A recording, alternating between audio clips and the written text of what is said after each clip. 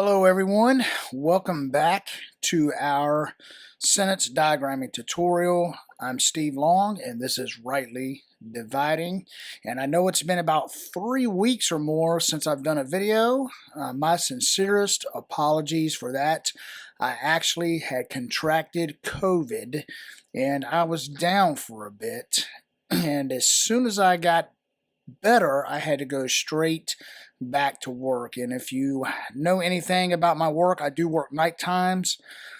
So I sleep during the day. I work long hours. I typically work about 14 hours a day. And so I'm sleeping, or night, so I'm sleeping during the daytime. And so between COVID and just feeling really sick and drained, I just didn't have the energy to even crank out a video. However, we're back in full swing now, and the good news is that this is our last video, not the last video in the series, but the last video before we actually get into sentence diagramming. And of course, we have to go over more grammar. Again, it's a necessary evil that we have to do. Nobody really likes grammar. Well, except you grammar nerds and grammar buffs out there. But today we're going over clauses, phrases, and sentence types. So let's go ahead and get rolling into this and do our last video before we actually start applying what we've learned and getting into sentence diagramming. So the first thing we have to understand is what actually a clauses and phrases are. Clause is a group of words that contains a subject, a verb, and or a verbal object.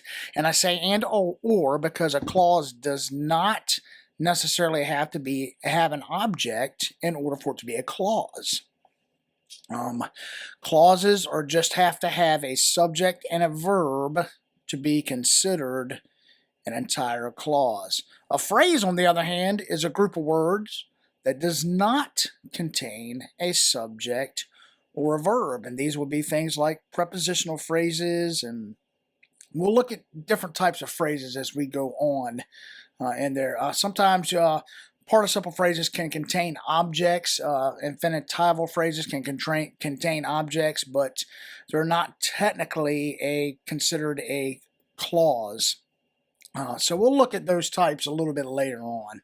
So let's look at clauses first. We said clauses have to contain a subject and a verb in order to be a clause. And using an example that we used in our previous video, the clause Jesus wept. Okay, those two words in and of itself make an entire clause. You have your subject, Jesus, and you have your verb, wept. So that is considered a clause. Now, also be aware that clauses can contain a single word. So for the imperative / exclamatory clause, run. Okay, now why is a single word considered a clause? Wait a minute, I thought I just said that a clause has to have a subject and a verb. How can you have a subject and a verb if your clause is only one word?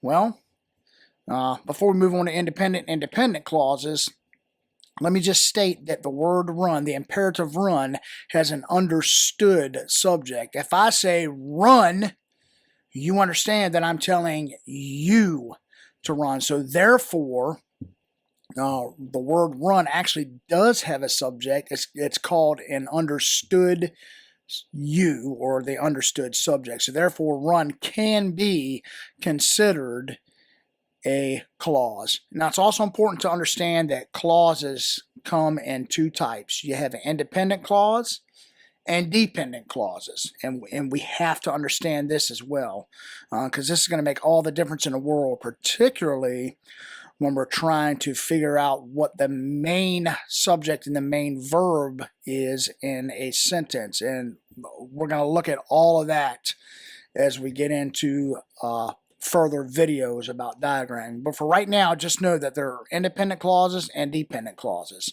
So an independent clause is a clause that can stand completely alone by itself. So in other words, it makes a complete sentence. Okay, so again, if I say Jesus wept, that's a complete independent clause. It stands by itself. It makes sense saying it by itself. A dependent clause is a clause that cannot stand alone, and in order for it to make sense, it has to have the first part of the clause to it. So let me give an example here. It's typically signaled by a subordinating conjunction, because, although, even so, etc. for dependent clause. Let me give you a quick example. If I say, we left the park early when it started to rain, okay, there's two clauses in that. You have we left the park, and then there's when it started to rain. Okay, so the first part, we left the park, is a independent clause. It can stand alone absolutely by itself. It makes sense. You don't need anything else for it to make sense.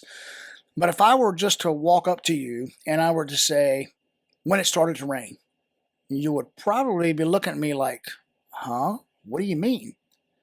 However, if I added, we left the park when it started to rain, you would say, aha, okay, now that makes sense. So you see how that second part, that when it started to rain, is dependent, the meaning of it is dependent upon that first part, we left the park. So again, dependent clauses are typically signaled by some type of a subordinating conjunction, because, although, even so, words like that. So just be aware of that. Now, well, there you go. There was the example I was getting ready to give. And that underlying part, because it was raining, is actually the dependent part of the clause. So now let's look at phrases. If you go to EnglishGrammarRevolution.com and go under the phrases, you'll see that she has different stuff linked, different types of phrases. I think there's about 6 or 7 of them. I'm not entirely sure, but we're just going to go over 3 of them. I think we're going to look at today. We're going to look at prepositional phrases. We're going to look at appositional phrases, and we're going to look at what else are we looking at? Phrasal verbs. There you go. I had to think there for a minute. Like, again, my mind is kind of still in a fog from having COVID. I'm still a little bit run down, I guess you could say. But anyway, those are the 3 types we're going to look at for our types of phrases. So a prepositional phrase is a phrase that tells us the relationship between the preposition and another noun. And this noun is called the object of the preposition. So under the tree, that first underlined word there, under, is the preposition. Your second underlined word, tree, is called the object of the preposition. Now, what is this phrase doing? Okay, now just because it doesn't have a subject and a verb doesn't mean that these guys are just kind of the renegades of sentences. They actually kind of fill in information for us and tell us something about something else. And so for the example, under the tree, the word under, the preposition, is telling us that something or someone is in relation to that tree. It's giving us a location of that someone or something. An appositional phrase is actually a phrase that renames another noun, or it provides some kind of information about that noun. So let's give an example here. Mr. Smith, my Greek teacher, has been teaching 30 years.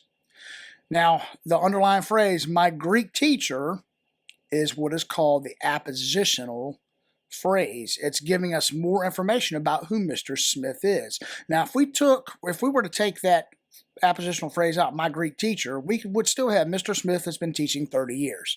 It's still an independent clause. It makes sense. It's a sentence that makes sense by itself. However, the appositional phrase, my Greek teacher, is telling us not only that Mr. Smith is a teacher, is that he is a Greek teacher. So it tells us that he's a teacher. It tells us what kind of teacher he is. And while it is not necessary to the sentence, it does give us more information about who Mr. Smith is, about the noun Mr. Smith.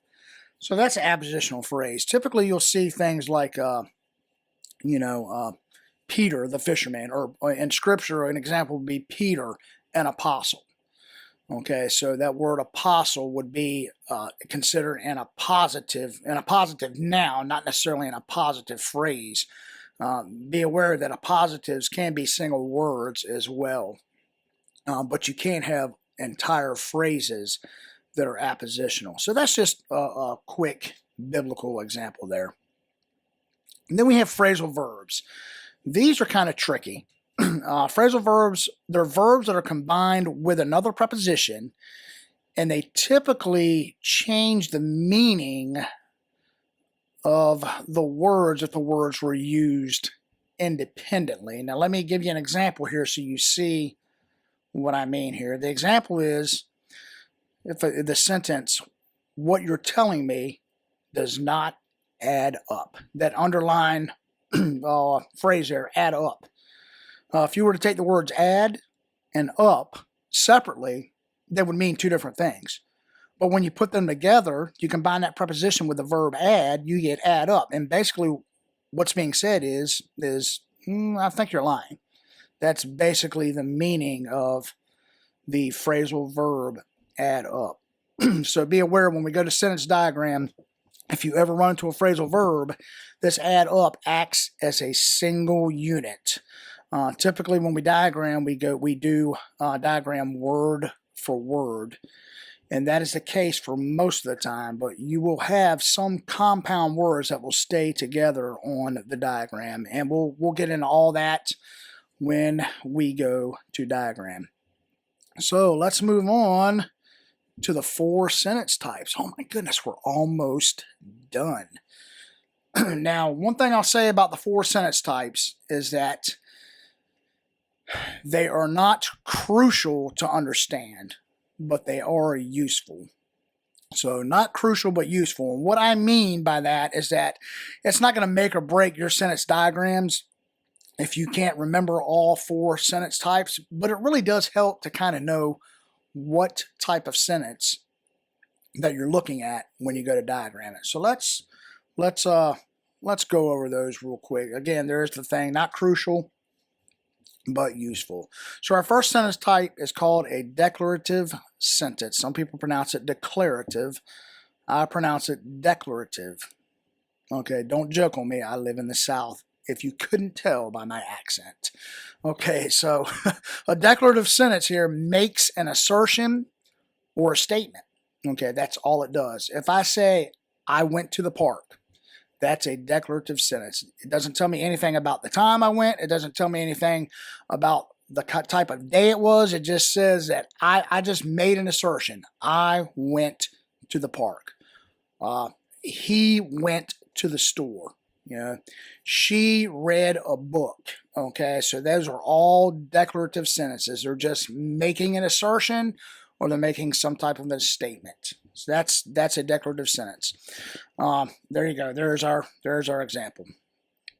An imperative sentence imposes a command upon the hearer. So we gave the example earlier. Well, there's pray. Pray. Who prays? You pray. And again, that would be an example of a single word clause, because again, the subject is you. It's an understood you. You pray. Clean your room. That's an imperative. I tell my kids that all the time. Clean your room. I don't have to tell them that you clean your room. When I look at them and say, clean your room, they understand that it's them. It's me. I have to clean my room. Okay? So an imperative sentence is basically a command.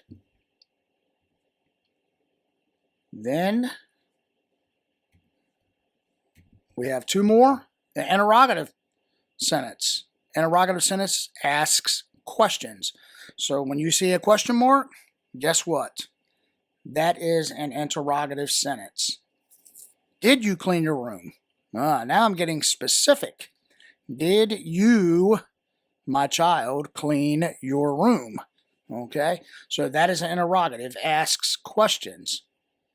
And then our last sentence, and we are at the end of our video. All right, is an exclamatory sentence. And these types of sentences show surprise or excitement. They show emotion. So if I say, wow, I can't believe that happened. That is an exclamatory sentence. And so, guess what? We are at the end of our video. Very short. Hopefully it was informative. And the next time we do a video, we will actually be heading over to the Let's Diagram app, and we will be practicing what we have learned. One more thing before I go. For those of you grammar buffs that are pulling out your hair and saying, oh, he didn't go over the sentence structures. Oh, my goodness. Well, I kind of thought that would be easier to do it as we are diagramming and as we see examples of each of these structures. Yes, there are more things that we have to learn about sentences as we get into diagramming, but we'll be doing that together. And there are I believe there's 4 different types of sentence structures, and we are going to go over each of them in our next video as we do some examples of sentence diagramming. So join us back for sentence diagramming when we come back. Thanks for watching, and I hope this has been useful for you. God bless you as you continue to rightly divide God's word.